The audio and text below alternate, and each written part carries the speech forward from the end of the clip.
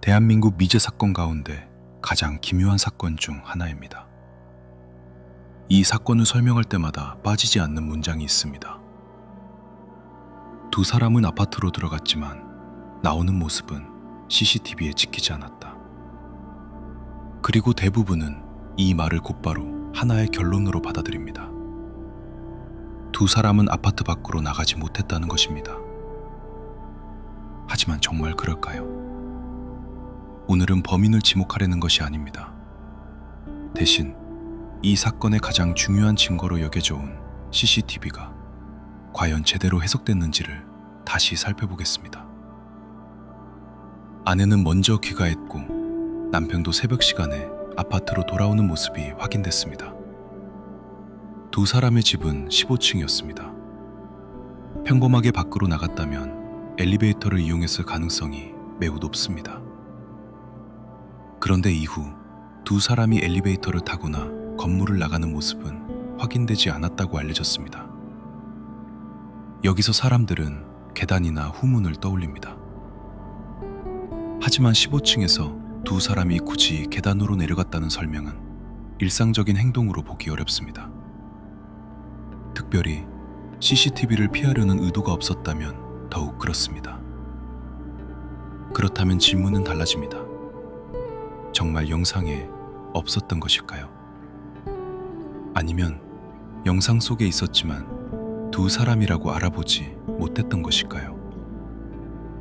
만약 두 사람이 집에서 다른 옷으로 갈아입었다면 어떨까요? 모자를 쓰고 외투를 걸쳤다면, 서로 떨어져 다른 시간에 엘리베이터를 탔다면, 다른 주민들과 섞여 이동했다면, 수사관들이 마지막으로 확인된 복장과 인상을 기준으로 영상을 봤다면 같은 사람을 다른 주민으로 판단했을 가능성은 완전히 배제할 수 없습니다. 물론 이것은 확인된 사실이 아니라 하나의 가설입니다. 하지만 이 가설에 힘을 싣는 또 다른 논리적 문제가 있습니다. 경찰은 남편의 전 여자친구를 중요한 수사 대상자로 의심했습니다. 그녀는 오랫동안 노르웨이에 거주하다 사건 직전 한국에 들어왔고, 현재 남편도 며칠의 시차를 두고 입국한 것으로 알려져 있습니다. 만약 경찰의 의심처럼 이들이 사건에 직접 관여했다면 적어도 누군가는 신혼부부의 아파트에 접근했어야 합니다. 그런데 공개된 내용에서는 전 여자친구나 그 남편이 엘리베이터 CCTV에 확인됐다는 이야기가 없습니다. 여기서 큰 모순이 생깁니다.